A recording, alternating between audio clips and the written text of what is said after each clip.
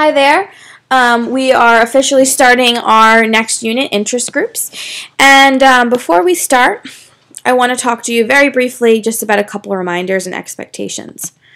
So part of the flipped classroom working is making sure that you're actually doing the work outside, which if you're listening right now, congratulations, you're one of my good friends. But surely you're going to listen to this lecture, you're going to see things, and you're going to want to ask questions, and that's perfectly acceptable. That's normal. That's what should be happening. So I'm expecting that you're going to come to class wanting me to clarify something or explain something in a little more depth. And that's encouraged, and that's what needs to happen to make sure that we're all on the same page and we're all getting the traditional classroom experience in that way. So we will spend the first probably 10 to 15 minutes of class checking in. What do you need to know? What can I clarify? And then also making sure, of course, that we're all on track and doing and progressing nicely. So let's begin our lecture. Before we start talking about interest groups, it's important to know that this is somewhat of a new, I don't want to use the word phenomenon, but political phenomenon. Interest groups really didn't kind of spring up in America, really didn't take the shape that they have and the power that they have today, probably until the 1960s, particularly with the Civil Rights Movement. It was around the time of the Civil Rights Movement, the Vietnam War, the feminist movement, all of those kind of really social change eras that really made interest groups important, powerful, and a real driving force in American politics. So they are, for 50 years have been going really strong, and sure, we saw instances of them prior, but they are definitely a linkage institution. They are perhaps the most wealthy, accessible to all linkage institution that we'll talk about. Okay, so what are they? They're to be, to give you the shortest, most concise definition, they're a set of individuals, so it could be all of us in our classroom, who come together, organize themselves, and they promote a shared political interest. So if you look on the right-hand side, I gave you three interest groups off the bat. National Education Association, that's a teachers union. The Greenpeace Party, who is also kind of a political party, but the Greenpeace movement started as a way for environmentalists to kind of come together and get things like the Clean Air Act passed. And then AARP, which you all know is one of the most famous old age interest groups that advocate on behalf of senior citizens. You probably remember the word factions. Our interest group factions? Yes. The only thing that Madison, when he was writing about factions in Federalist 10, and we'll get to him in a little bit, inserted that our more modern definition of interest groups doesn't have would be the influence of the economy. But every other thing that Madison wrote about in Federalist 10 in 1787 exists today. So what a genius, right? How could this guy have predicted that these things would become so important and so powerful? But we'll get back to him in a little bit. Now, lots of times when people think interest groups, they think, oh, that's something that the president or Congress deals with. Not true. That's something that the governor deals with. That's something that the mayor deals with. They target every branch of government. The only way for them to be most effective is if they have their voice heard at all levels. You might remember it was last year, actually, that Mayor Nutter tried to give a speech at City Hall, and there were union workers who dressed up as clowns. They had pictures of him looking like Bozo the Clown, and they were screaming and chanting and protesting so loud that he couldn't actually deliver the speech. They had to escort him out of one room in City Hall and put him in a private room so he could do his press conference. Yeah, those are interest groups. They target every level of government. So while we'll kind of mostly talk about them at the Congress, the level of Congress and at the national level, please know that they are influencing all forms of policy. So that's what interest groups are. They are their main goal, if you will, is to persuade policymakers to support actions like creating, passing, not passing, providing funding for their programs, those kinds of actions by government officials. And they do it, again, at every level, in every branch of government. So, there's got to be a reason for joining. And the main reason for joining, guys, has to do with strength in numbers. The reason that people join these groups is, one, to feel like they have a voice heard. Two, okay, you're more likely to get a law passed. You're more likely to get a program funded for if there's more people, right? Majority rule. It's kind of the point.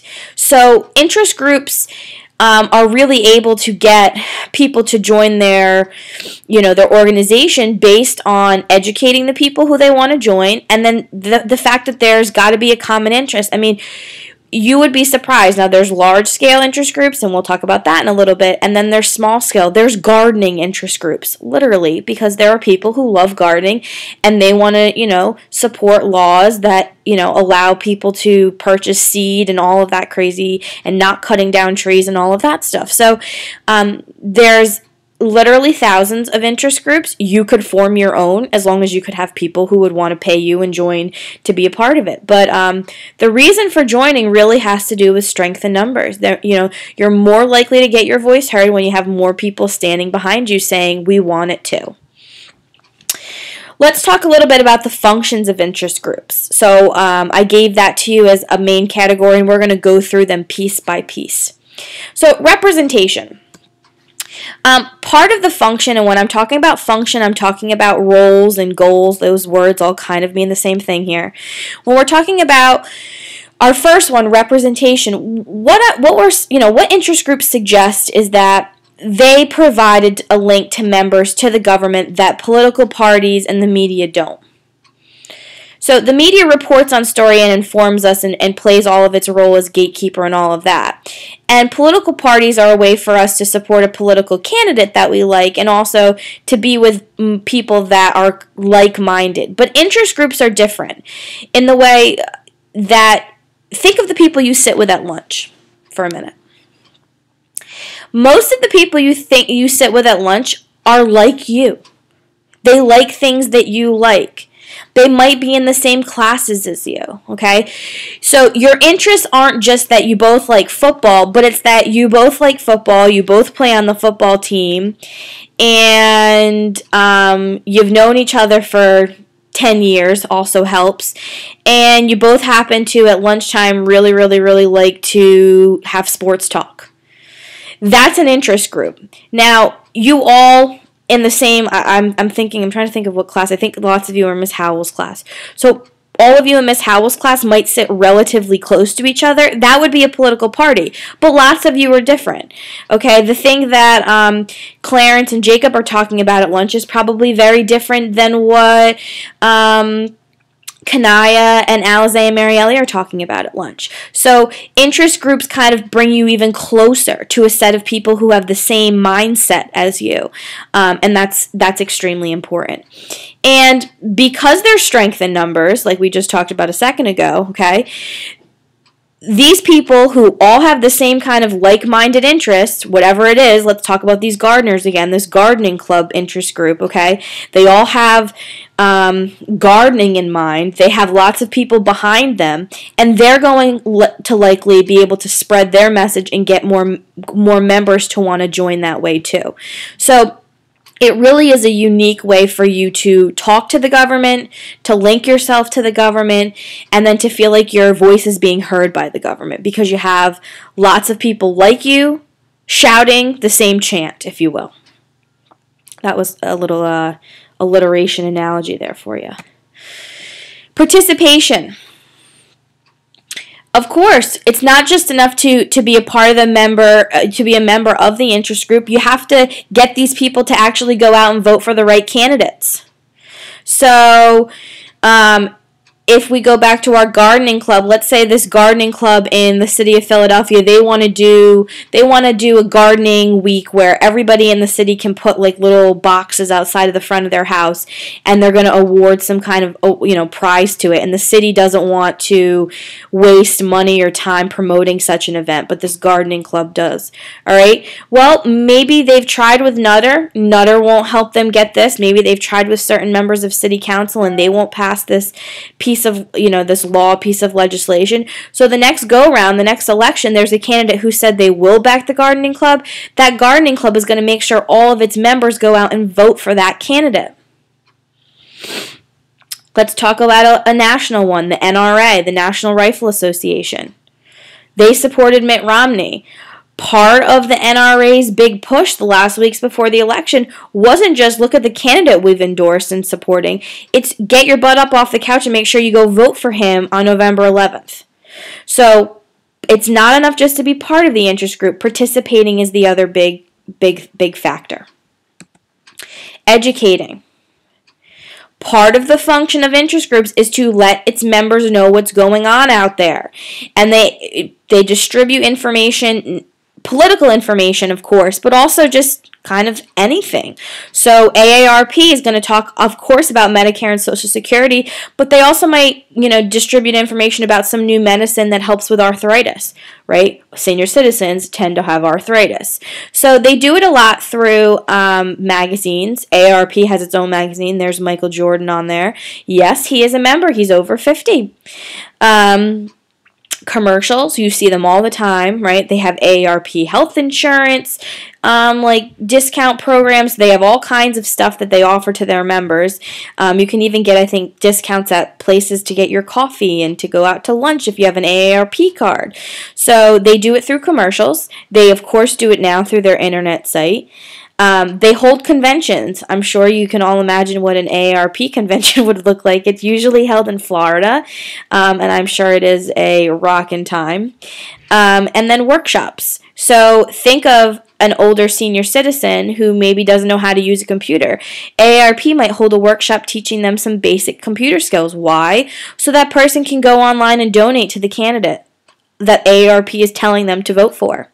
I mean, all this stuff is connected, guys. There's a larger purpose, right? So the 60-year-old, woman sitting in her rocking chair might say, "Oh my God, that's so nice they're holding a workshop." Well, you know what, Miss Mac, they're holding that workshop so that you can learn how to use a computer, buy one, and then get online and help support the next, president of the United States or the next governor of Pennsylvania. And in doing so, in disseminating and distributing all this info, whether it's via magazine, commercials, internet site, conventions, workshops, newsletters, whatever, they start to raise awareness not just in their members, but in the public. You and I, aren't thinking about AARP right now, but we know it exists, and we know that someday when we hit the big 5-0, it might be something we want to join. We know because they tell us on their TV commercials and their radio commercials and in the things that they mail out that they give discounts, and they help kind of, break down all the different laws that apply to senior citizens, and they help with Medicare funding and blah, blah, blah, blah, blah. Stuff that we're not worried about today, but stuff we might be worried about in the future. And you could certainly think of other interest groups that this applies to. Agenda building. These people work, and I put the picture of the two guys shaking hands. The people that run and work for interest groups, what they call lobbyists, they work directly with lawmakers to help write laws and public policies that you and I have to adhere to. And it benefits not always us, especially if it's something that we don't, let's say the NRA passes some new unrestricted, assault weapon law. That might not benefit you or I, but they've worked together with the lawmaker that you and I have elected to create such a law. So while we said that the media was agenda setters, these guys are agenda builders. They actually help create what's on the political agenda, what kind of laws are going to be made that affect the entire country. So let's talk a little bit more about interest groups and what types that there are. Now, you're going to work on in class tomorrow, the beginning of like a little research assignment where you're going to pick one and go more in depth. But for now, let's just kind of have an overview. That way you know what you're heading into tomorrow. So there's lots of types. I kind of picked the ones I thought were most important to start with so as not to overwhelm you, but like I said, there are thousands. So there's public interest groups, and their main goal is to basically do what's good for society. So they exist not necessarily to help all members, but to help all members of the nation. Some examples. The League of Women Voters. That should say League of, not League or. Sorry about that. The Green Party, the Wilderness Society, and something called the ACLU. The ACLU, you hear them a lot on the news. They're always making sure that our civil liberties, our 1st, 2nd, 3rd, 4th, 5th, 6th, 7th, 8th, and 9th, and 10th Amendment rights aren't being violated. They know the Bill of Rights like the back of their hand. We'll look more at them later on the unit. Economic and professional interest groups, and their goal is to bring change for their specific members. Now, usually, I would say 99.9% of the time, there are membership fees to economic and professional groups. There usually some kind of fee for all interest groups. Economic and professional groups tend to be a higher fee. And for example, I'm a member of the American Association for Sociology Teachers. I'm a member of something called NASPA, which basically is the National Association of Secondary Educators, Public Educators. And then I am a member also now of AP teachers. So there are all these little groups, and I know that the American Sociologist dues, I just paid them a few weeks ago, they were like $40 for the year. And, they send me magazines, they inform me of things, they give me sometimes like free little lesson plan ideas.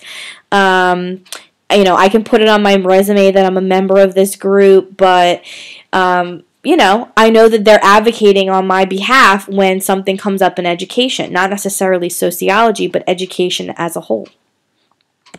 So some examples I gave you of that. Chamber of Commerce, the American Medical Association, almost every doctor's office that you guys go in, myself included, you're going to see something with the AMA on there.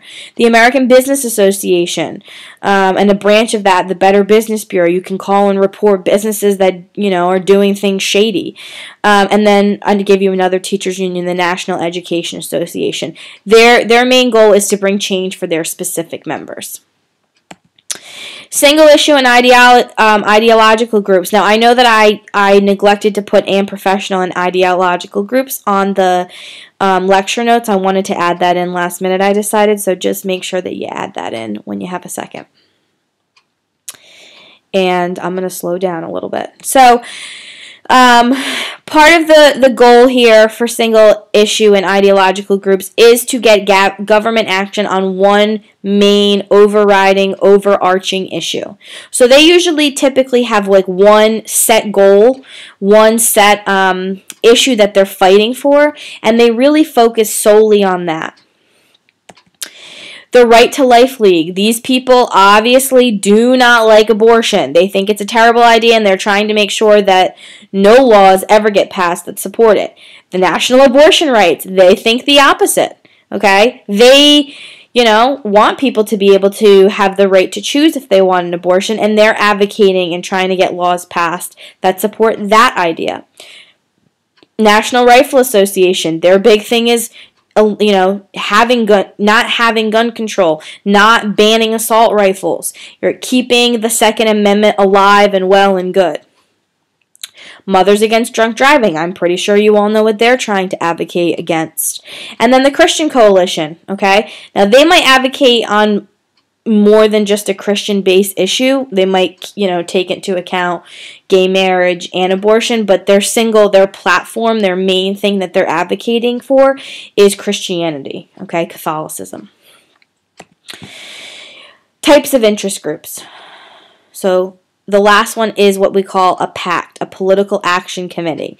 Now, Basically, the gist of what I want you to know about this are these are interest groups that collect money and then later distribute them to candidates when they're running for office. So they collect money and they later distribute them to candidates who are running for office. We're going to come back to PAC groups later because they really need to be covered in a little bit more depth. But for now, you knowing that is good enough. How do they work? These are complicated things, right? There's all these different interest groups. They all kind of perform the basic same ideas. First is through lobbying. So lobbying essentially is, it's when you are the king or queen of persuasion. So, Mr. Medina, this would be a job for you.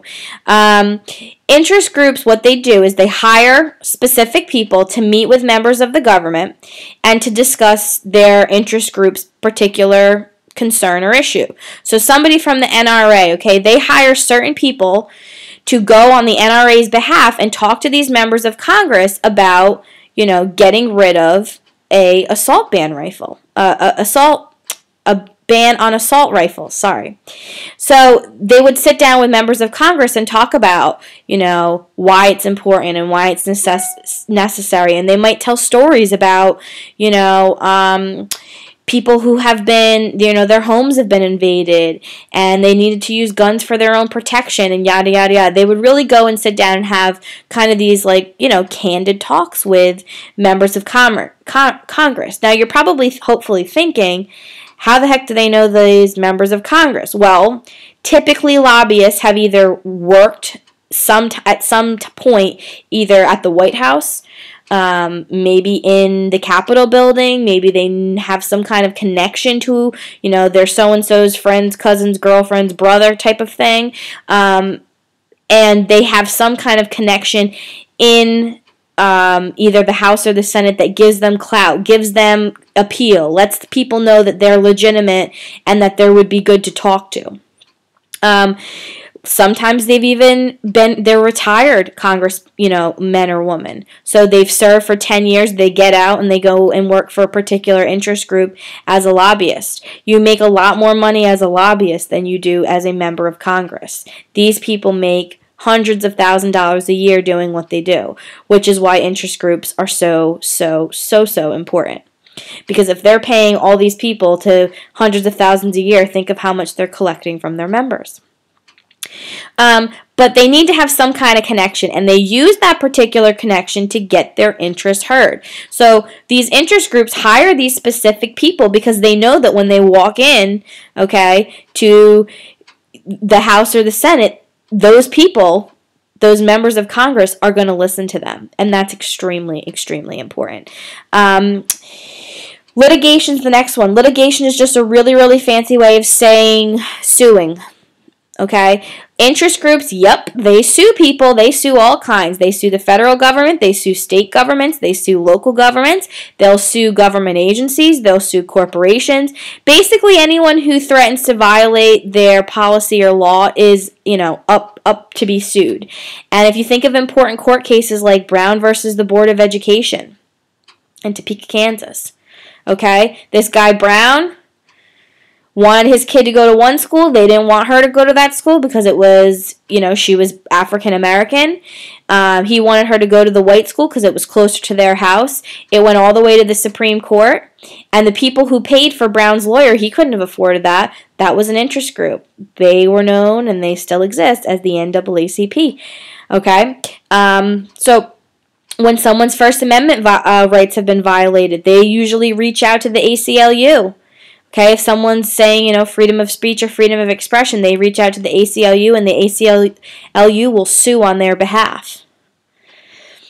Appeals and PACs are next. They kind of go together. So basically, if you join an interest group, let's say you join the NRA, okay, you're going to pay some kind of membership fee. And the NRA is going to use their appeal as being this high-strung, well-known interest group, and they're going to use the money from their membership fees to give them to political candidates who are running for office. And it basically becomes a game of you wash my back and I'll wash yours. All right, so we're going to give you some money now so you can win your race, but then when you get elected, you're going to make sure you do something for us on our behalf. You're going to make sure that you create some kind of law or help us get somebody else to create it or pass it for us. So it's definitely a big give and take here. And then also, interest groups are allowed to give directly to the party that's in charge. So there's always a majority party in either house, and sometimes if you're lucky, there'll be a majority rule in both houses. And interest groups can give directly to the Democratic Party or the Republican Party, and they do it. And that also gives them extra pull when they're trying to get, legislation passed, laws passed, policies passed. Somebody like, a group like the gardening club we talked about, they might give $500 to the Democratic Party, and that's nothing. But the NRA might give $5-6 million a year to the Democratic Party, and that is a big deal. You can't afford to lose that kind of money. Grassroots. Grassroots just means organizing, lobbying at the local level. So basically, these are the kinds of people that are going to knock on your door. They're going to help hold protests. They're going to send out mailings, emailing internet sites, and they might even cold call your house. In other words, they might just call your house, you answer the phone, and they might talk to you about how you're feeling about a particular candidate or a particular issue. This is kind of a little bit more old school in that way, but it works, and it's really one of the most effective ways to get your message out there. And then the last piece, of course, is education. So they like to educate their members. We talked a little bit about that before with the AARP. They do it through mailings. They do it through magazines. They do it through letters. They do it through commercials. Of course, now they do it through social media sites too. They might find a really good article and retweet it. They might write their own blog post or something like that. So getting information out to their members so that those members know exactly what to do.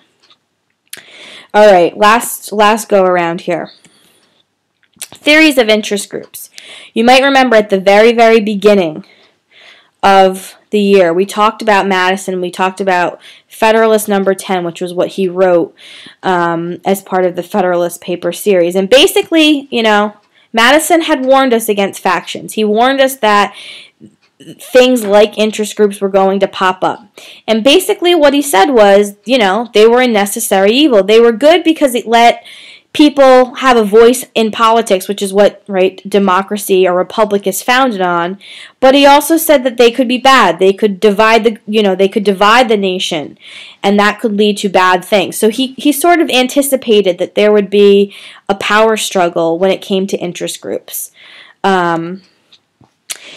We talked also at the beginning of the year about pluralism, and pluralism is the theory that basically suggests that interest groups are good for two reasons. One, they let people have a voice. All right. And two, there's something out there for everyone. You're going to find representation at some level. There's going to be some interest that, tugs your chain and makes you kind of want to have your voice and be proud to be in a political group. And because of that, okay, all of our needs are satisfied that way. But also, if you're someone who's really strong against abortion and the guy next to you, okay, thinks that should never happen, you end up balancing each other out. For, just like there's the NRA, there's lots of advocacy groups that are against guns. All right? Just like there's the Mothers of Drunk Driving, there's going to be advocacy groups not for drunk driving, but to promote, the use of alcohol. Think of when we talked about last year with, all of the 1930s and the idea of prohibition. Okay, there were advocacy groups that wanted to end prohibition, and there were advocacy groups that wanted to start it. Today, there's groups that want to legalize marijuana, there's groups that don't. So there's always going to be this balance of what one group wants and what one group doesn't. The elite theory. This, to me, is the theory that really holds the most truth. And basically, there's an argument that really it's a few groups that have most power in our country. And they're the ones who not just create further class divisions, but they're the ones who are really creating policy. interesting fact about interest groups, because most of them require membership fees, it sort of suggests that the kind of person who would join an interest group is the kind of person who is more likely to vote, more likely to donate to a campaign, more likely to be educated, and also probably more likely to be heard. So elite theory definitely, I think, presently has a lot for us to consider, because it sort of begs the question, are the people that have the most money really the people in charge of the government? And especially if they're contributing through PACs to political candidates at the level that they are, and to political parties, it really begs the question, who's in charge? And then the last one, hypopluralism. And we talked also about this at the beginning of the year. Basically, hypopluralism think of, I told you, pluralism on steroids. So yeah, there was going to be this good balance, except now there's too many groups. And they're all trying to get different things. And what it ends up doing is putting government in a gridlock. So think of the biggest traffic jam on 76 or 95.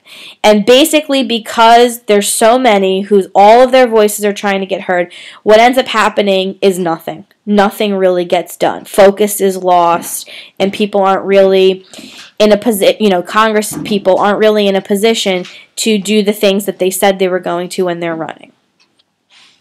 So, that's our last point. Feel free to listen again if you need to.